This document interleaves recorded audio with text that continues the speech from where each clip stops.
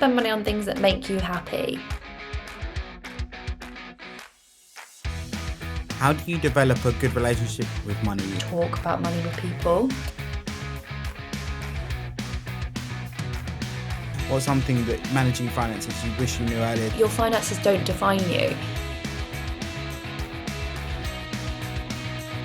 So many people, when it comes to finance, they don't know where to start. I just personally love a spreadsheet. Amazing, wow. Welcome back to the Not Quite Pods. Today we've got Abbi with us. Abbi, do you just quickly want to introduce yourself and let everyone know a bit about yourself? Hello, I'm Abbi. I am a personal finance type topic content creator. I'm on Instagram and TikTok, and I just talk basically about my life and my experiences with money and other people's if they want to share with me. Amazing. I'm buzzing to get involved with this because, as I was saying before we started recording, me and Gina, we're currently in the process of possibly looking at buying a house, which is probably one of the biggest financial decisions you can make in your life. But I think we were just saying before we started that so many people, when it comes to finance, they don't know where to start. So I wanted to sort of dive into, where did your journey with personal finance start, and what made you want to get involved and start what you've started today? Yeah, it's a good question. I get asked quite a lot, like, how did it start and how did I start talking about it? How do I know these things? But I think I'm just always been quite a curious person. I've always asked people things and I've always tried to find out things. I like to know the whole picture, and I like to know that I'm getting the best deal. And I just had that naturally in me. I think my mum's like that as well. She always tries to shop around and find things.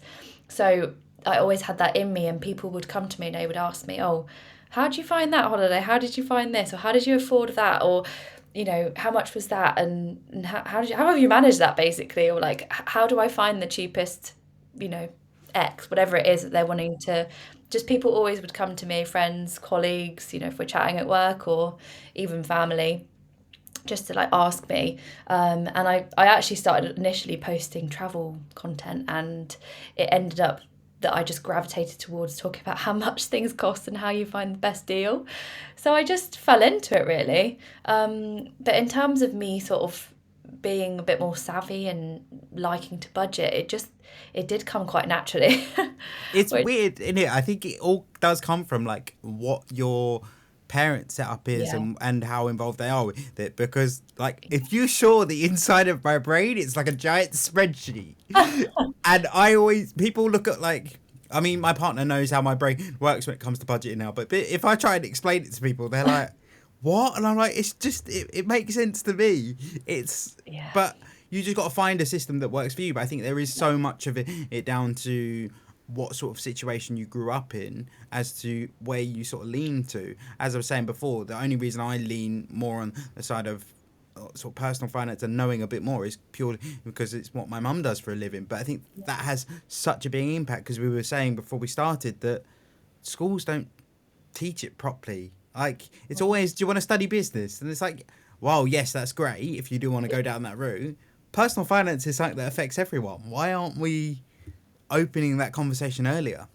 I know, and they will talk about things that are so hot, so holistic, but they won't go into yourself and how you can improve your own things. Even if you were to study economics, I didn't, but if you were to study economics, it doesn't really talk about you, and it doesn't really talk about how you can improve your own finances. In the same, I did a finance degree, and realistically, it didn't really help me in how I would improve my relationship with money, or how I would do things that could help my financial situation. It was more just how other companies do it, or how Apple, such big brands have done it themselves. It's always really high level stuff. It's really big numbers, stuff that doesn't make sense to the average Joe. Whereas basic finance, it's such a powerful tool if you can get it right. But on that note, where would you say, if someone comes to you and says, right, Abbi, I've got no idea where to start with my personal finances, I want to get better, but it just is a bit of a minefield, where would you say to start someone?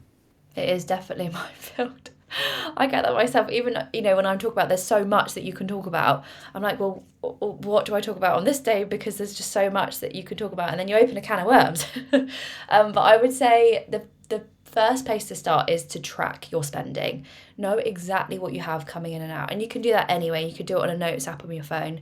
I do like a spreadsheet. I am prone to a spreadsheet, so I do use a spreadsheet, but there's ones that are done for you. You can make your own. As I say, you could put it in your notes app. You could literally do it in any way.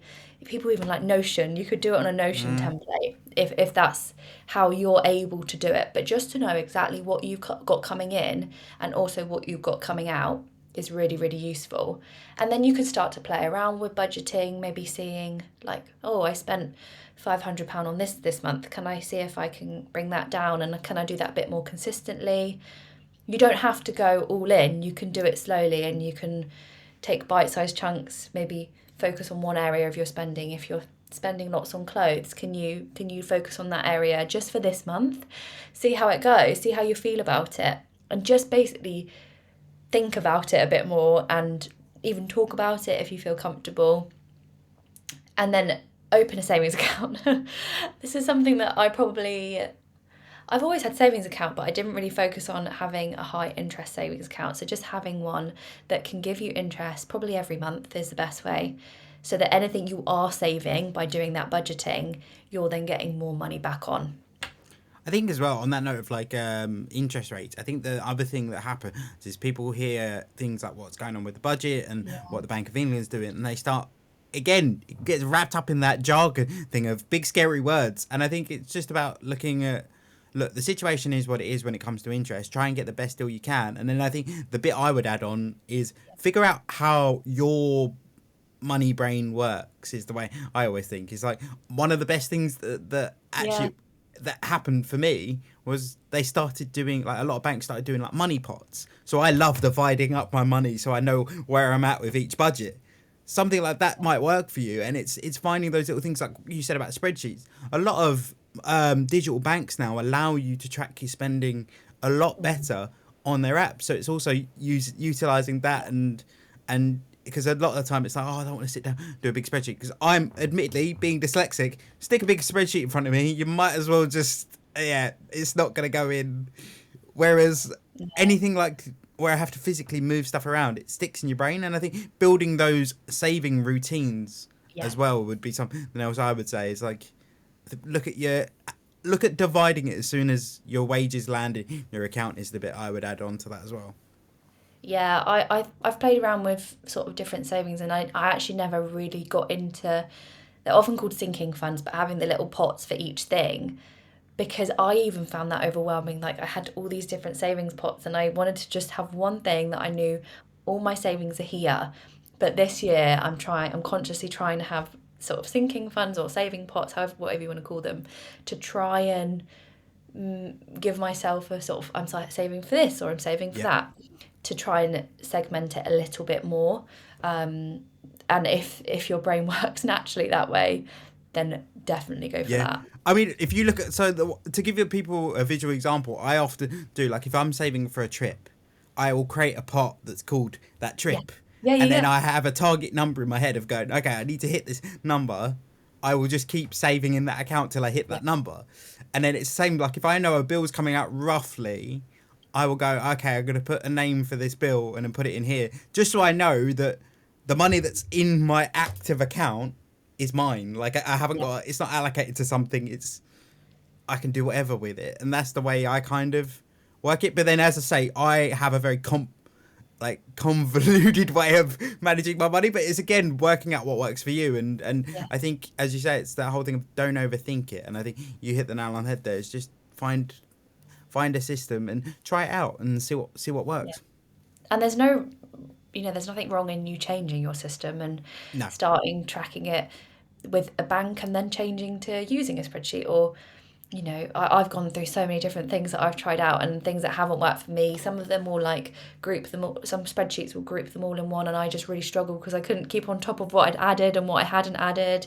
Um, so just finding one that works for you, and you can't do it wrong. You're not like spending money by doing it. Yeah. Just Yeah. try it.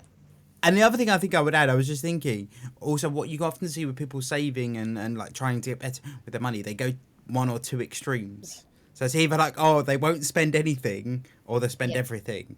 Because I Yeah. think you'll become very unhappy very quickly if you're so restrictive with Yeah. yourself with saving. Whereas if it's just part of your routine and you just do it, Yeah. that journey is so much easier. Yeah, exactly. That's what I would sort of say. Start. You don't have to start big. And it's probably better not to Yep. start big because you'll probably find it overwhelming and you'll just stop. You'll probably just end up Yep. having a really negative association with it and then just end up doing nothing, and then 10 years go by and you've never looked at how much you're actually spending, or however it might take. It can go the other way. So just slowly inching into it, I think, is a really, really good way to have that positive association. And I think a lot of the time, people's big exposure to savings and finance is what we spoke about briefly there of buying a house. That's when often people go, oh, okay. They find out that all these variables and things need to happen for you to be able to buy a house. I mean, one of the things that threw me off literally last week was how much are the fees involved in buying a house. So we'll go into that in a bit later. But what what advice would you give to someone who's potentially looking to buy a house with their partner? They've not really looked into what they need and how it all works. Is there any advice? Because I know you've not too long ago, gone through that journey yourself. So I wanted to see how that journey was for you. Yeah, crazily, it was like a year and a bit ago now. Literally feels like yesterday. But I think my main piece of advice would be to just save, because you can't be too prepared when it comes to having enough money. And whether you put a lot of that money towards a bigger deposit or you just have it there in case, I just think having the backup in case something would happen, or just, because you might lose your job, or your partner might, or there's another fee. This houses are expensive, so if house or a flat, if you've got something you need to fix, being able to do that and not have the worry of it constantly looming over you, having savings really helps that. And that's what I say to all my friends that are looking at buying a house: just have savings. And obviously, if you have a bigger deposit, then that's really helpful because you can save on interest and you can maybe shorten the term of your mortgage, however the form that might take. But ultimately, having the backup savings in some Yeah. capacity Yeah. is just, it's gives you that sort of, oh, I can Yeah. afford, Yeah. if my roof needs fixing, I can afford to have that done, or something in the garden needs doing, we can afford to have to do that and to pay for that, and without having that stress of it. And I think as well, the other thing I'd add as someone who's beginning their journey, I mean, I've tried this once or twice over the last few years, and I've now got to the point where I'm a lot more secure to do it. Is a lot of people get really eager about the idea of buying a house. Now, circumstance is a massive thing. Like if you need to, you need to, and that's that. But my advice would be, if you could hold off, always worth saving a little bit more and seeing where you Yeah. can save more and sort of making that journey easier. Because if you rush into it, you're going to come unstuck very quickly. And I think as well, there's a Yeah. lot of, as we've just said, there's a lot of hidden fees when buying a property that not many people talk about. And that's something else that can often catch first time buyers out because they don't Yeah. realize they've got to pay these fees. And I think that would be my thing, because I see so many people my age, oh no, I need to move out, need to move out, need to move out. But it's like, you can't make that decision overnight, and it's such a big call. Yeah, and you're not just paying your mortgage. Even when you've bought a house, you're paying for all your bills, council tax. There's so many other things that come into play with having your bills that they're not always spoken about. You may be so clear, may know exactly what you need to pay for. But for me, we have to pay a water and a sewage fee every month. And it's just that things like that you just don't necessarily realise that you're going to have to do. And you Wait, may a not know. sewage fee? I've not heard of that one before. Yeah. And you just don't really, I think I didn't even know that we'd had that we needed to set up a separate water bill until like a few months until we'd moved in. So we had like a bigger fee when you come to have to pay it all. Yeah. But there's just so many different things that you have to pay for, and even when it comes to buying a house, all the different solicitor fees Yep. and mortgage fees, there's just so many different things on top of that that you have no idea unless you've gone through it. Yep, and 100%. The other thing to be aware of that they're bringing in now is obviously they're getting rid of the first time buyer stamp duty, like waiving the stamp duty. So that's another consideration. There is just it's just so many fees, and also I think people and I was guilty of this. Bear in mind, my mum's a mortgage and financial advisor, and I fell into this the other day. We're having a conversation about the fees, and I'm thinking, oh, it'd be like five, like it'll be like 2 or 3. No, my sister and mum turned around and was, try 5 or 8. And I was like, yes, there's a lot more than I thought it was going to be. And it's those things. So I would also say as well, if you can start having conversations with mortgage advisors and stuff like that, earlier you do it, just so then you can get an idea. Because that's the other thing. The better, as we were just saying, the better prepared you can be, having those conversations with someone is a great idea. Also, another thing to be aware of is not all mortgage advisors charge a fee.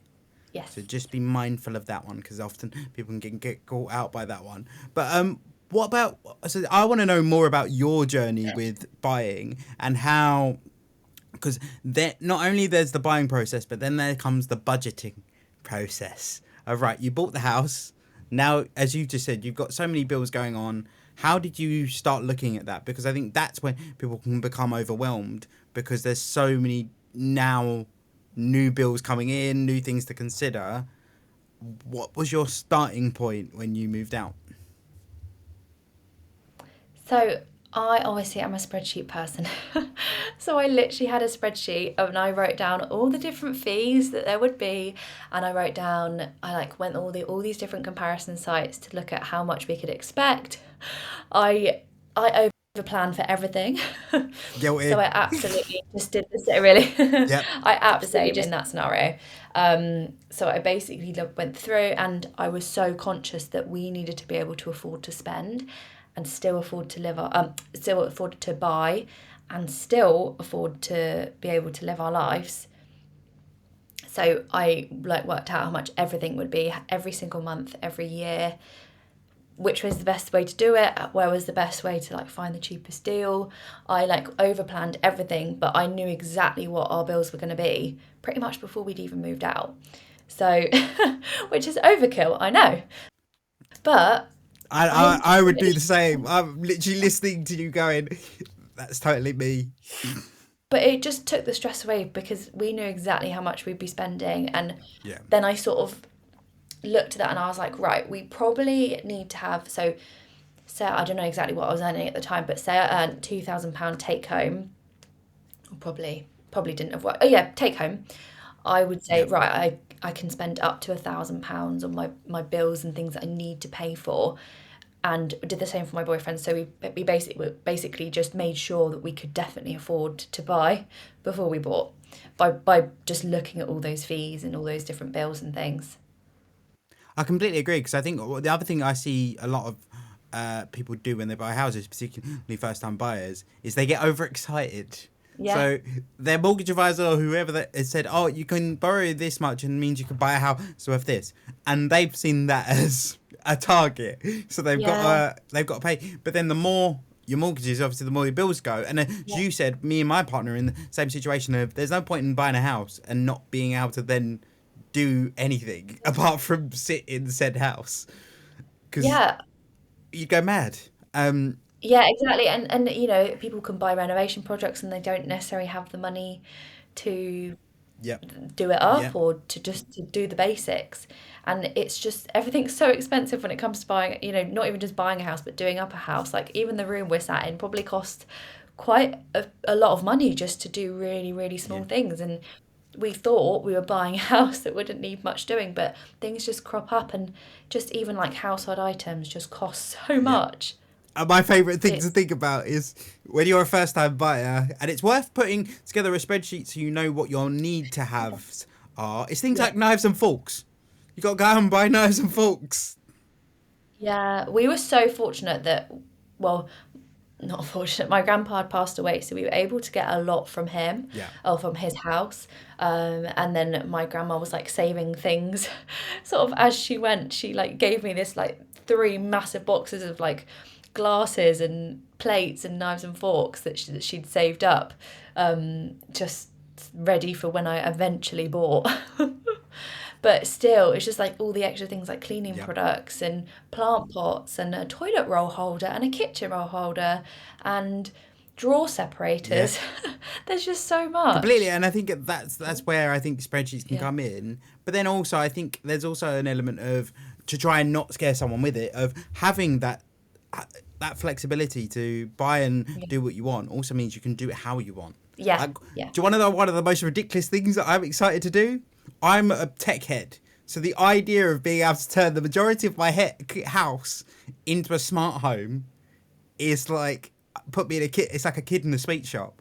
So that's one of my things. Like when we moved out, I've said like, oh, I can't wait to start eventually doing this and doing that. And now obviously that's not a necessary expense, but there's also finding joy in it, because I think as well, when you're spending so much money, you can think, oh my god, I'm hemorrhaging money. Yeah. This isn't fun anymore. And I think that's another big thing. I've as again, I have not done it. These are just things I've done to sort of gamify it for myself, to Yeah. kind of enjoy the whole process. Yeah. And I can't say it, but Alexa, turn on the lounge lamp is very satisfying when Yeah, you walk into a room. yeah, 100%, 100%. And I think it's so hard as well, because it's such a big responsibility, and then also often a couple or friends, you often move out in twos. So how have you managed with budgeting? Because it was really intriguing, because until I started doing some research as you, it's not actually something that crossed my mind of like how people split the bills, because the way my sister does it is very strange, not possibly the way I would do it. But then I think it's, so I was wondering how you guys do it, in terms of, a lot of people say, oh, 50-50 split because of the equity in the house. But then also you've got the added complexity of, if you're not on the same wage, that's really difficult, because one person could completely wipe out their wages and the other one's like, oh, I'm doing okay. Yeah, and that does happen. I know of someone that they ended up splitting up because they had those financial sort of difficulties of had to pay 50-50, but one of them was earning double the amount of the other, and it just got too much. Yeah. And it does happen, and obviously owning a house is hard.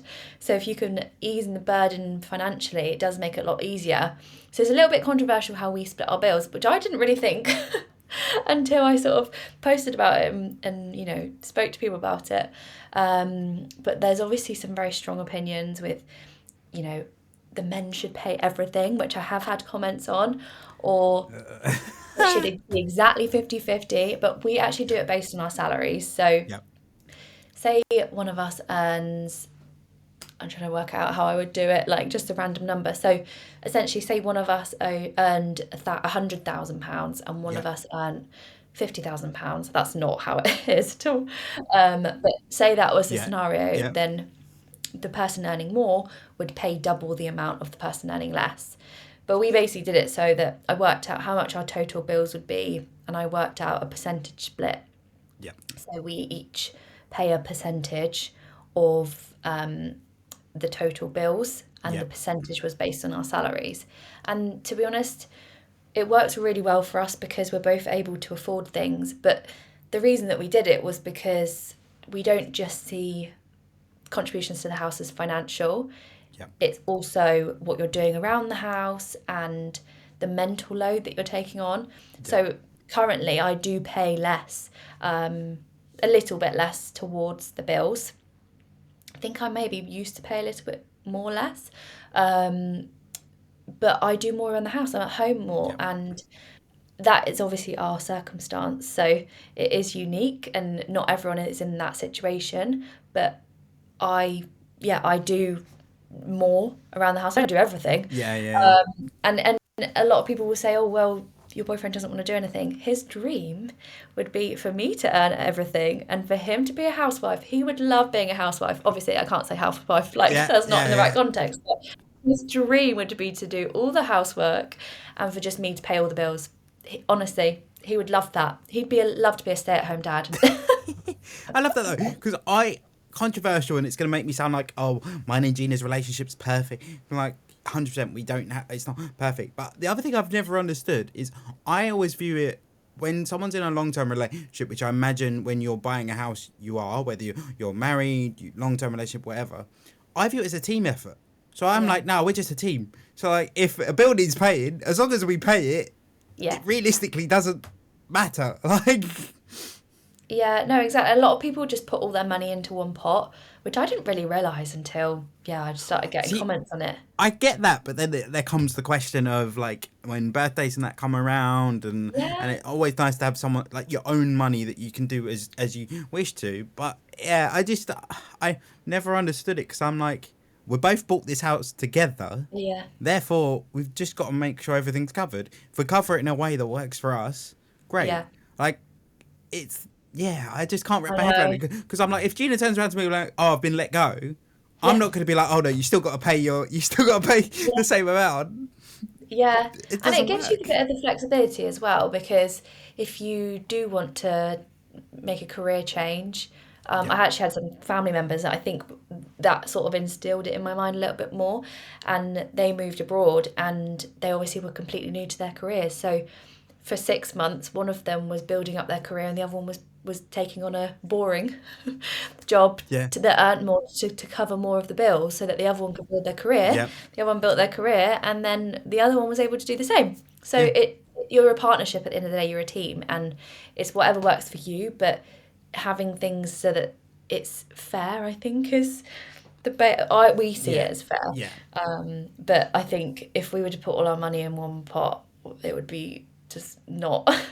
I'd be like, why are you spending that? He'd be like, why are you buying this? yeah. It's not worth it. And then I just think as well, it's that whole thing of like, it's then hard to differentiate stuff. It's really weird. Like I've never been able to articulate why I'd see it as a problem. Yeah, But then it's that whole thing of like, Gina should be able to do with her money yeah, as she pleases. yeah, I should be able to do the same as yeah, long as all of the main bills and all of the main things we need to cover yeah, are covered. yeah. As long as you're It's not doing anything like crazy bad, because I think you should be open in a relationship, yeah, and we don't like conceal anything that we spend on. We talk about things. If I'm like thinking of spending, I got an aura ring and we both actually bought them, but we both spoke about it before we bought them of like, oh, I don't know whether it's worth buying the money, I don't know if it's worth yeah. doing this. We'll still talk about it, and we're not trying to hide things, but and I think that's the key really, Oh, because 100, it doesn't matter where your 100%. money sits. 100%. Like, literally, the amount of. The worst culprit for me and Gina is we're both the same of like. We're both like, oh, I shouldn't really spend my money Yeah, on that. Oh, no, it'd be fine. We both do the same routine, but to each other. It's like, no, no, yeah, you should do it. Go for it. And yeah, it yeah. just always Encouraging the other reverse. way. Yeah.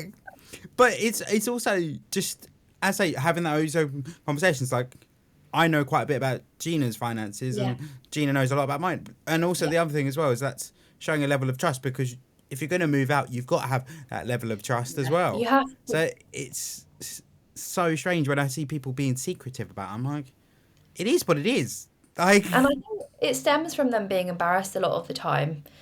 But if you're in debt or anything like that, probably the thing that would help you most is just sharing it with someone and yep, just talking about it and having that weight lifted off your shoulders, because that a lot of the time is the stress of it. So if you're carrying it all on your shoulders, then being able to speak about it with someone else, ideally if you have a partner or something that you can do that, it is so much more freeing to be able to do that. 100%. And I think it comes back to the same thing: is people don't have the education.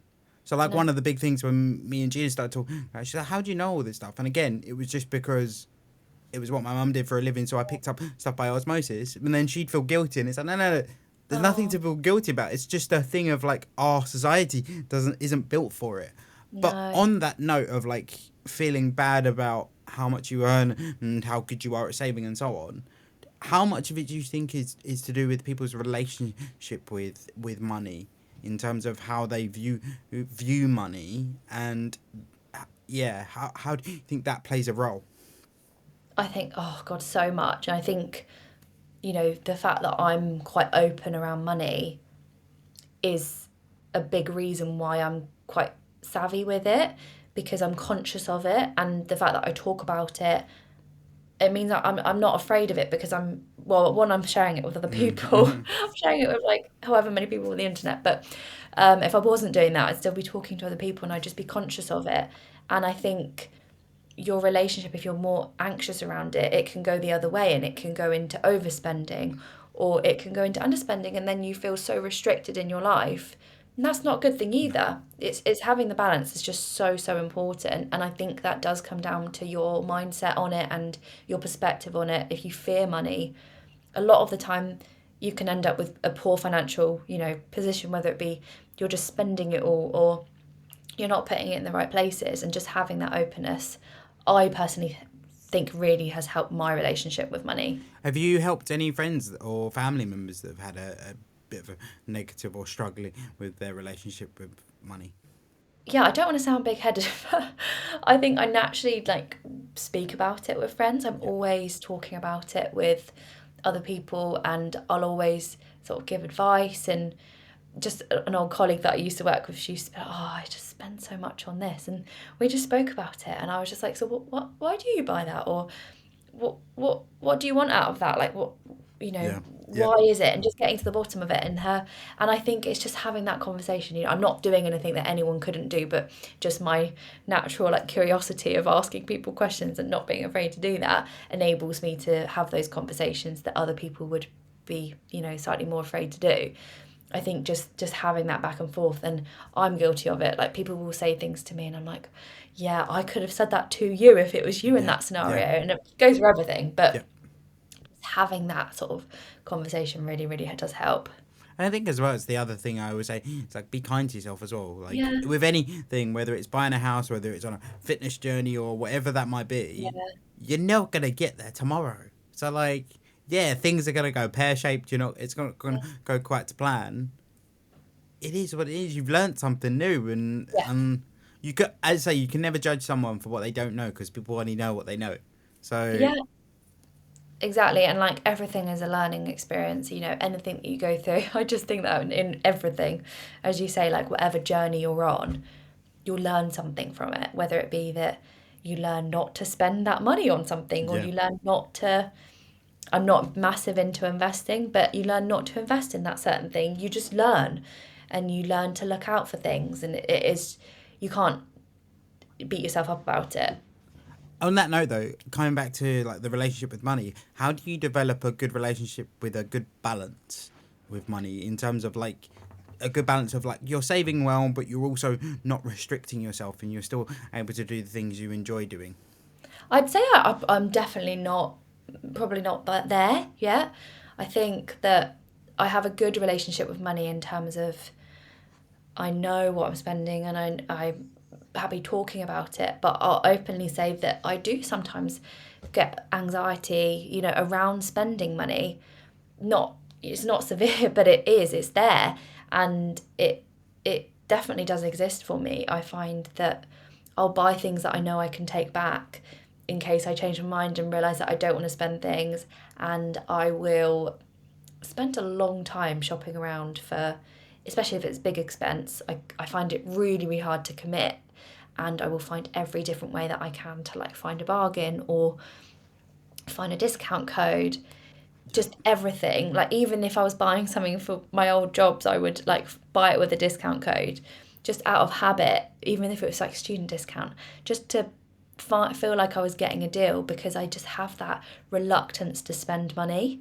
And yeah, I'm definitely not there in terms of reducing that and feeling a little bit more like taking the pressure off myself, but I'm conscious of it. So I mean, I, that's the main thing. I think it's yeah, like we've said earlier, like as much as me and Gina, we have that relationship of like, we're constantly going, oh, should I really spend it? Should I really not? But then the other thing we remind each other is at the end of the day, we've worked hard for the money, however it's ended up yeah, doing. So yeah, what you do is your decision. As long as it's not going to kill you financially, yeah. it is what it is. Like, Yeah, and it's, just try and spend money on things that make you happy. And so for me, I found that the thing that made me happy was experiences. So I have no problem spending it, of like, especially buying presents and things like that. I'm so much more willing and happy to buy things for people that are experiences, whether it be with me or with or not. Um, Yeah. but just to feel like they're going to experience something, I found that so much more, rewarding. And the same for myself. If I'm so much more willing to buy a holiday than I would be for like an item. But that's me. Yeah. That's what I find, brings me An happiness. interesting flip on its head. Like, I completely agree with the experience thing of like people should particularly spending money. I think experience is a big thing because you Yeah. also get the added value of the experience as well. But then to flip it on its head, the way what you've just said works with me is if someone else is buying it for me as a gift, it takes away the guilt. So I go, actually, that's a good way of doing it.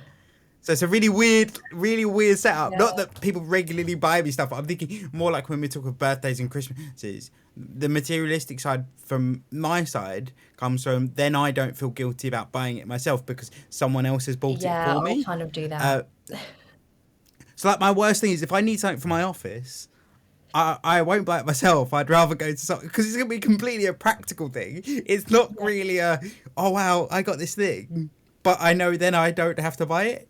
It's really weird. Yeah, my birthday and Christmas. Luckily, my birthday's in August, so it's like the opposite time of the year to Christmas. Yeah, But my birthday and Christmas list that I give to my mum is literally just the month leading up to it. If I think of something that I would buy normally, I just put it on yeah, my birthday and yep. Christmas list, which probably takes away from the specialness of it, but it works. I think it's particularly when you start getting to an adult, and we talk about Christmases as well.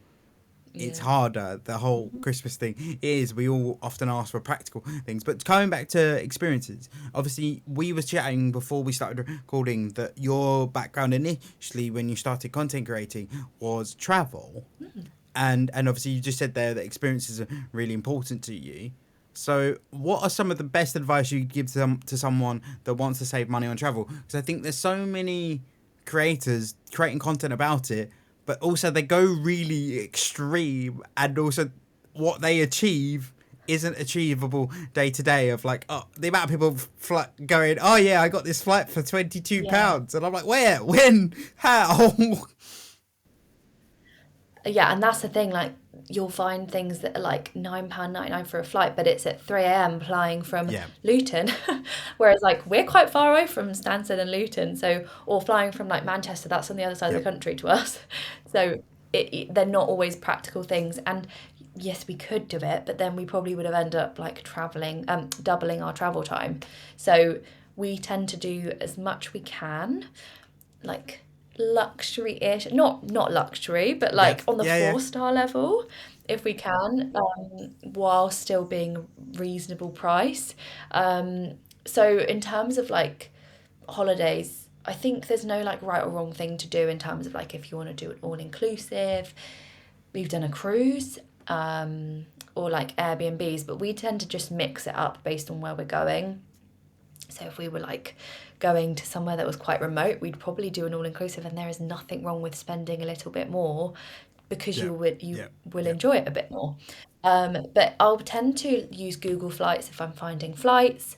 Use websites like TUI for packages or Love Holidays, and I basically just look at the different options and just look at what's for us. Obviously, book an Airbnb if that's what we want to do, but I definitely don't scrimp on like we'll probably try and get a flight that means that we don't have to get up at 4 a.m. Ideally, we get up at like 6, and we will spend a little bit extra because we've done the like early travel and we've got up, we've done the staying at an airport, and then you can sometimes end up spending more yep. money because you end up buying more food because you're so tired, or you end up like having a bad day when you get there because you're so tired. Obviously, we're like reliant on Yeah. on sleep.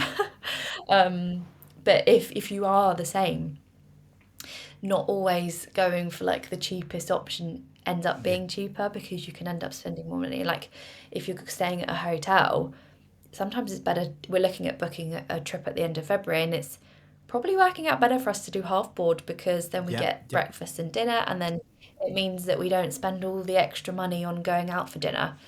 So it's just thinking of what I would work completely agree. I best, think a lot of the time essentially. we forget to. I mean, I'm guilty of this because I like control, but Yeah. So do I. I we're guilty of like we want to book everything separately, and oftentimes if you look at the package deals, you'll actually Yeah. save quite a bit. Even if it's Yeah. not the ideal package, you're almost getting more for your money. Even if Yeah. you do get the half board and full board, and you don't use it, it's an Yeah. option. It's there, and if it works out that it's going to be cheaper, you might as well. And I think that's the skill I've sort of eventually learned. But in terms of actually like, do you do much in terms? Is there any advice you can give to someone if they want to look and try and get deals when it comes to traveling? I would just say look around, looking at times like Black Friday. I see lots of people talking. I've actually never had a Black Friday deal, but I have seen them come up. Just in terms of like that we've never had the time to, but we did actually. We booked our cruise that went around Thailand, Singapore, Malaysia. Amazing! Wow! Yeah, and it wasn't that expensive. It was like, oh, I actually can't remember how much it was. I think it was like 1,700 per person, Wow! which including flights. Yeah. So flights alone to, because we flew to Singapore and back from Sri Lanka, flights alone can be similar cost to that depending on what you're doing. So we did that way, and it wasn't like the most luxury and it wasn't the most like authentic experience, but it meant we got to visit those countries, and it wasn't a sacrifice at all, but it, we maybe sacrificed our evenings spent at those places. And that one was booked. They had a particular offer on a TUI at the time, so we booked with Marella Cruises, and that's run by TUI. But we found a code. That's just basically what I do. There you go. Yeah, and I also book with cashback vouchers. So especially Airbnbs, I'll buy a cashback voucher and they'll get like 5% back, and it just means that you save a little bit extra, and it's like a little Brucey bonus.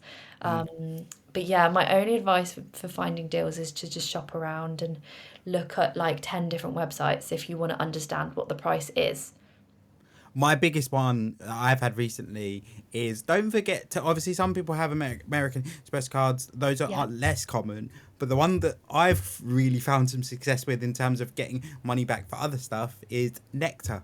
Always check if a company that you're booking your Yeah. travel with is on Nectar, because I think I got like 7,000 points back from just Wow. using their website, like going through their link. So that's the Yeah, other thing is keep an eye on your point, like whether you're with Tesco or yeah. that's probably a good place to start as well. Yeah, and actually, I do have an Avios card, and you can convert the Nectar points into Avios points and vice Yep. versa. So if you are getting points on things like that, then you can boost them even more. But that's like, I need to Yep. definitely check that out myself, looking at what deals I can find in terms of, signing up to a website or going through a certain link.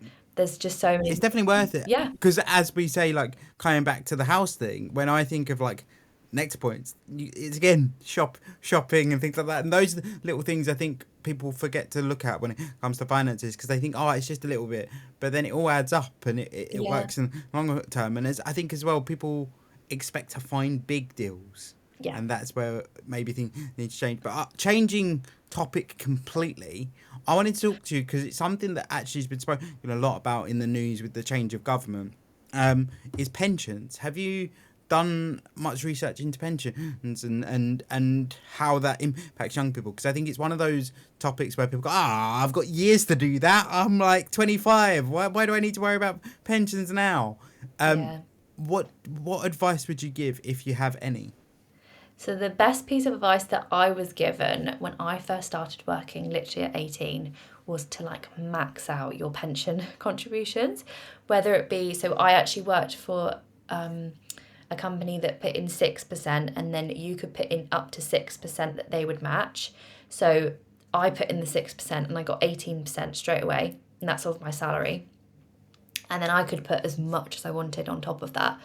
I don't think I did it above the 6%, but just by putting 6% of my own amount in, I was getting 18%, which is crazy. Like, that's a lot of money. Yeah. Almost 20% of my salary was going into my pension every year, or every month it goes in. So that's just one thing that I was told, and I definitely took a while to get there. I definitely didn't do that straight away. I was like, oh yeah, I'll put in 2%, I'll put in 3%, but just put in the 6% and it grows so much.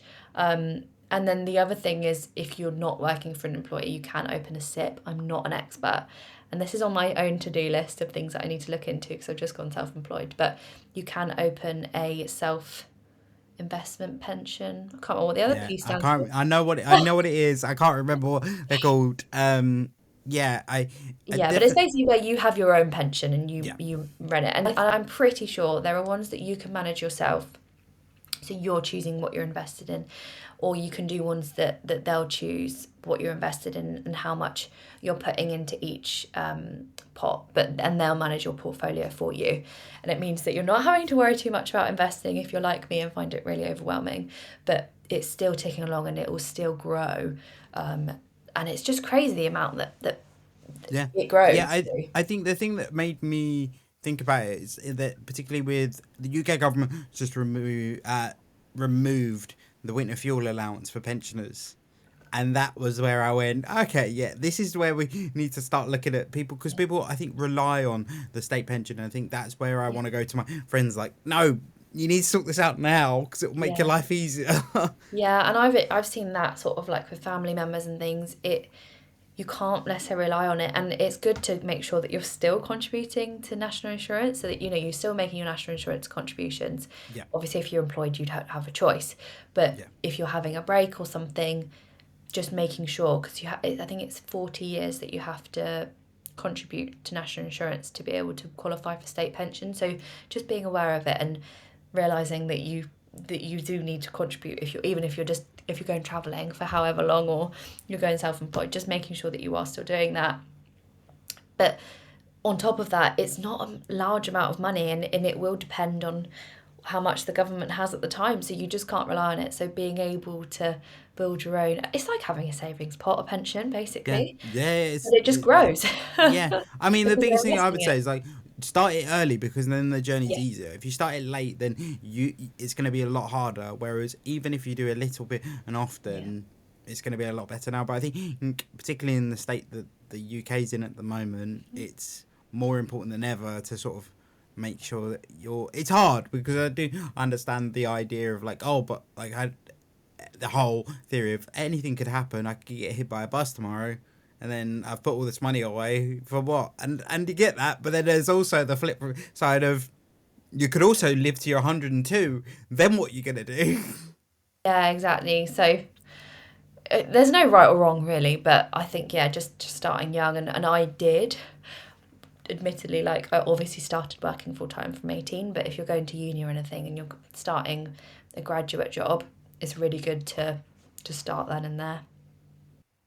And as you say, it's that whole thing of utilizing the Yeah, companies that are putting in, because the way you have to look at that is you free money. it's free They're putting it money. in. That's It's literally not. what I say, it's free. Yeah.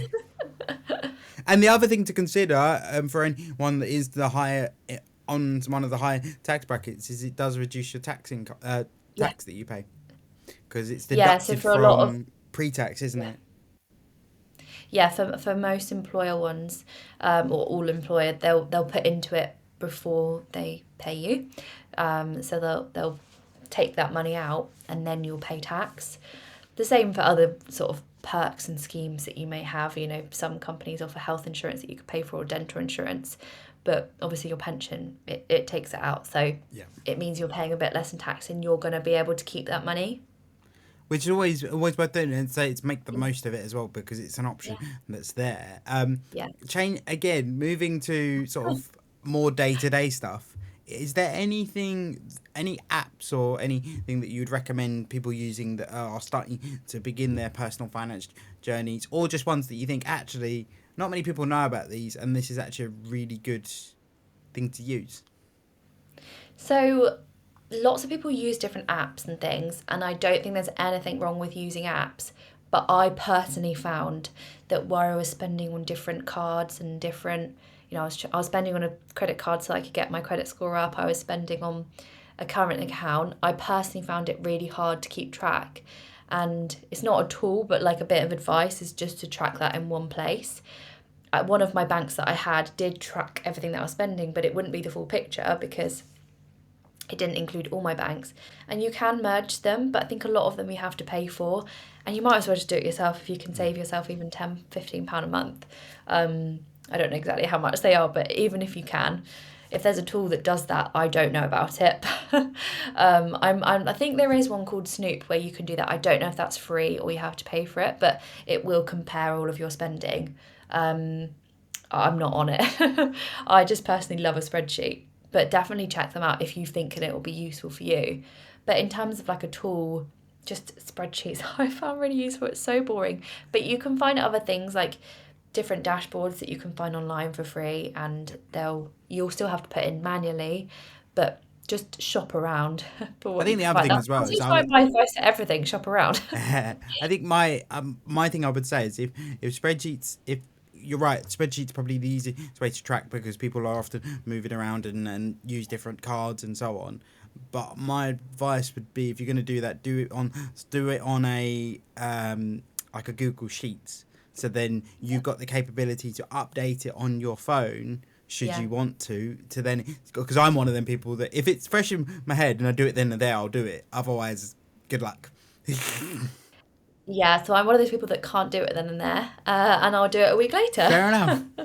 So yeah, everyone's different, but yeah, I like Google Sheets, and you can also get Excel, so that will like update, and you can do that on your phone or your laptop, or even your iPad, I guess, if you had the app. It's just really handy to be able to do that, and even if you're out and about or you're sat waiting for something, sat waiting for the Yeah. bus, like you can just do that on your phone, and it's just one of those things to like pass the time. You might as well just add your bus trip money, like on there, I'll do or your finance train heads. What do money. you do when you wait for a bus?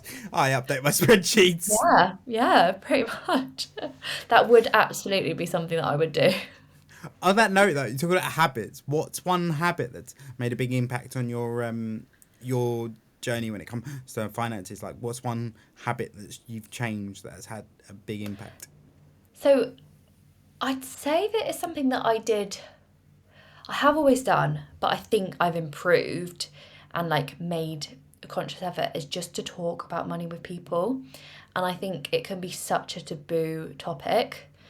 Someone wouldn't like watching me wouldn't think that just on how open I am, but I definitely wasn't as open and wouldn't talk about it and ask people and feel as confident. But it's not offensive to ask someone, I don't think it's not offensive to ask someone how much they spent on something, or maybe not how much they earn if you don't know them very well, but just to understand like how much things cost. And you might find that you can find a better deal somewhere, and or you might find that you're underpaying or overpaying, and you can give them advice. And just having that openness, it has helped me so much because I'm so much more conscious of it.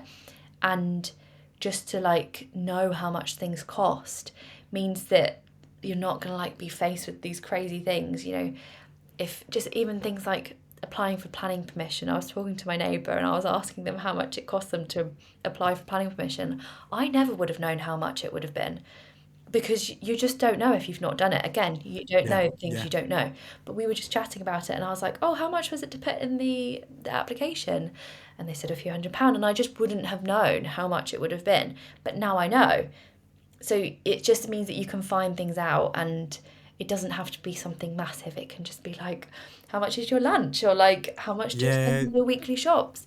Because there might be ways that you can do it cheaper. And I just think that has really helped me because I've just been more aware of how much things cost.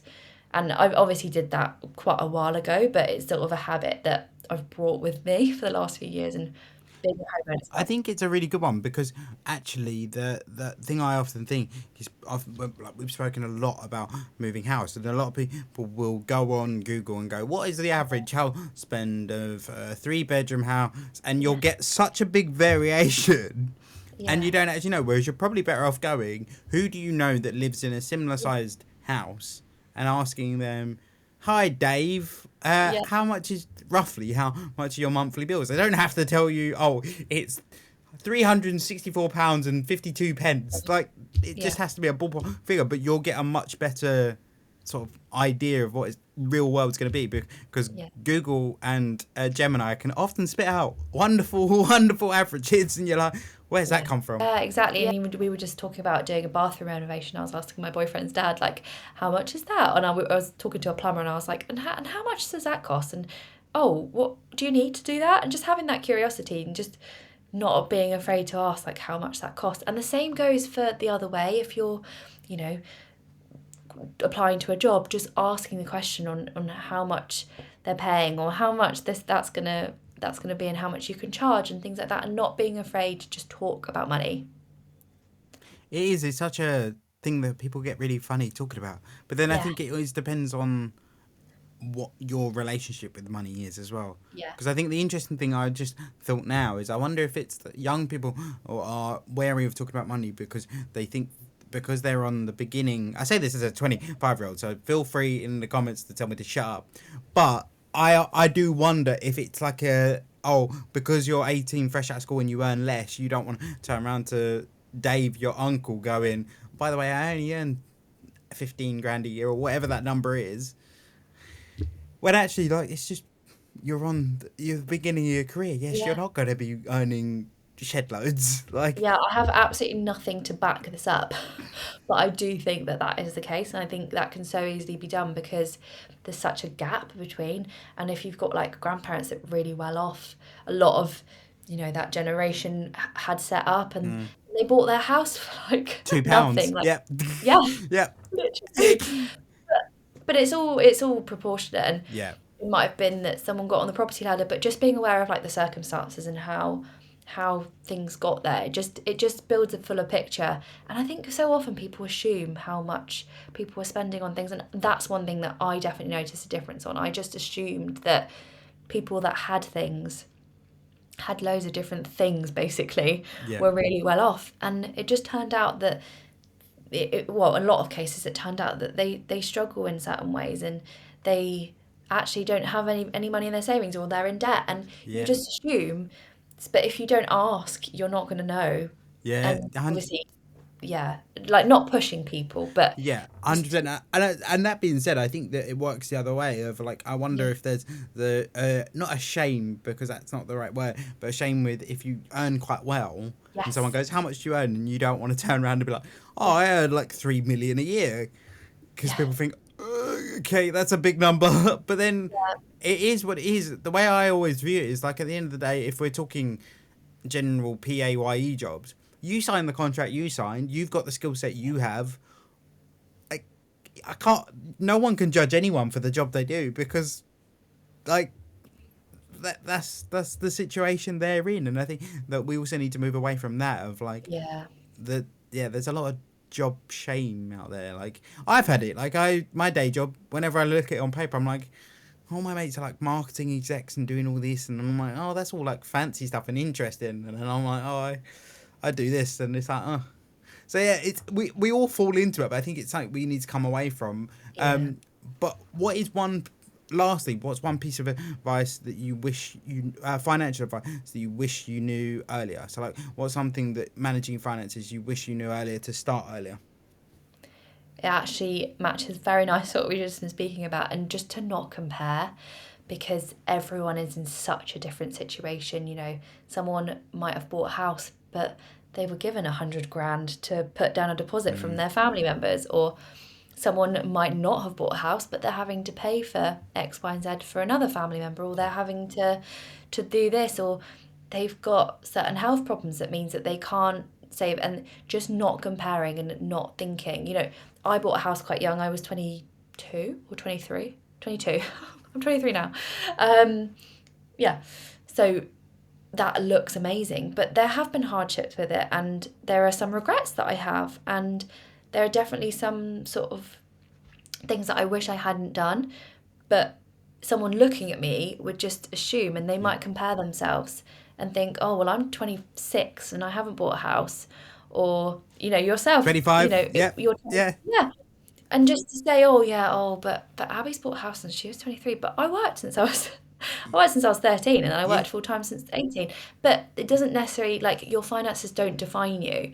and just Yeah. Yeah. realizing that you can still enjoy your life and not have hundreds of thousands in the bank, Oh, or 100%. you can And still enjoy your life and not own a home. one of the big things, so one of the big things for me that we did was obviously, so my circumstance was the reason why we stopped the house search a couple of years ago was essentially because of being in a wheelchair. I was looking at bungalows and flats. Flats was a nightmare, so we decided to save so we can now look at bungalows. But then the other thing we did in that process was we all both kept looking at Thailand, going, "We want to do that." And it was one of those things I said to Gina, if we don't, we can do this when we get older, or we can do this now. Yeah. What one do we want to do? And then it's what we were talking about earlier. It's the experience versus cost thing of like, oh, we could do this, but then you're tied into the mortgage thing. Or we go and do this thing and then come back and do it. There's nothing. Yeah, It's it, there's no time restriction. You can do things at different times and there's nothing wrong with that. I was talking to a friend on Christmas Eve down the pub and she was like, oh, but I haven't bought a house and, I'm not sure if I want to do this. And then I said, look, because she'd been traveling, I said, do you want to do more traveling? And she was like, oh, I don't know. I said, figure out if you want to go traveling, just hold off buying a house. Put that money that you're going to put into a deposit into a savings account or even, invest it, whatever you want to do with it. yeah. Keep it if you can, but don't be afraid to live your life because other people seem like they're in a Yeah. different financial situation because everyone wants different things out of life and just not comparing where you're at on your financial journey or your life journey with someone else. I think you've hit the nail on the head because I think one thing often fall into is like that whole thing, feeling like we need to be at certain stages of our life, Yeah. at certain stages of our life, at certain ages. Like prime example, Abby, you're a couple of years younger than me, but you've already moved out. So in theory, I would be looking at that going, oh, for God's sake, Abby's moved I'm out, I behind haven't you. moved out. Yeah. But then it's all circumstantial. Like Yeah. there were things that might have fallen in your favour, there are things that have fallen in my favour. It's not falling into this trap of like, oh, I need to have a house by the time I'm 22, then I need to be married by the time I'm 28, then I need to do this, but it's And I so used to see it everything like that. Like yeah. when I first met my boyfriend, we had a plan of like in 2 years we wanted to buy a house or 2 years we wanted to travel, something like that. I can't even remember it, but it didn't go to plan. And you think that you can plan things out, but they don't necessarily, plan out the way you want them to. And there's nothing wrong with that. It's just go with how it goes and don't put the pressure on yourself to just do things because you think that that's what other people do or that's what you should be doing. And I definitely did that. I felt rushed to buy a house and I do have regrets because of that, but obviously I've learned and I'm in the situation that I'm in and I don't massively regret it, but I have some regrets and it just don't let other people put the pressure on you for certain things.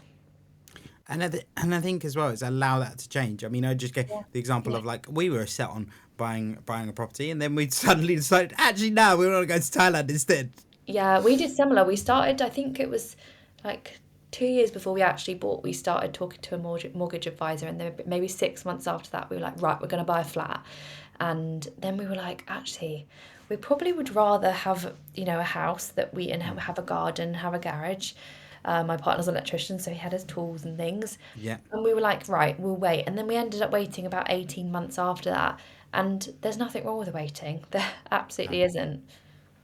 No, and as I say, it's allowing things to change. But Yeah. lastly, before I let you go, Abby, is the question I ask every guest, which is what's one piece of politically correctness that you really strongly agree with or disagree with? Now, I actually find this question very hard because I think I'm not very good at being politically correct. I think Neither am I, don't worry. like, all my friends went to uni and things and they were around younger people, but I was always around older people. But I don't know if it's like politically correct, but I do think, or like, I don't know if it's something I agree with or disagree, but I do sometimes just think that people assume that people will be offended by things, if that makes sense. Like, Yeah. I think like if you're I don't know, if you're not a vegan and Yeah. you're talking about a vegan and say I said to someone, oh yeah, vegans and this, that, and the other, you could assume that another vegan would find that offensive. Yeah. But they actually don't. I just find that people do that all the time. Like men will assume that women will be afraid of offended by things or just things Yeah. like that I just think that Prime example, I've got one. Prime example, as a wheelchair user, the one I get all the time is, oh, I'm going to go for a walk. Oh, I'm so sorry. And you're like, it's fine, don't worry. And like, you are Yeah. able to go for a walk, so that makes sense. that is the perfect example. Like, stand up and you can't. Yeah. But people just assume. But like, a lot of the time, I mean, I actually find this with disabilities that people like to have a joke and they find it, Yeah. just humour improves things. Yeah. And I just think that, I've got an exact example. I was at Brilliant. work a few years ago, and my sense of humour is very dark. So Yeah. like, it's just very much my sense of humour. And I was sat at my desk, and the colleague next to me, go, oh, I'm going to go for a walk. And I'd not been there long. And the colleague that it was one of the nicest people I've ever met. And without thinking, I've gone, I wouldn't know what that's like. And I've never seen someone want the ground to swallow her up more. I was like, Alice, it's fine, you can laugh. I was only joking.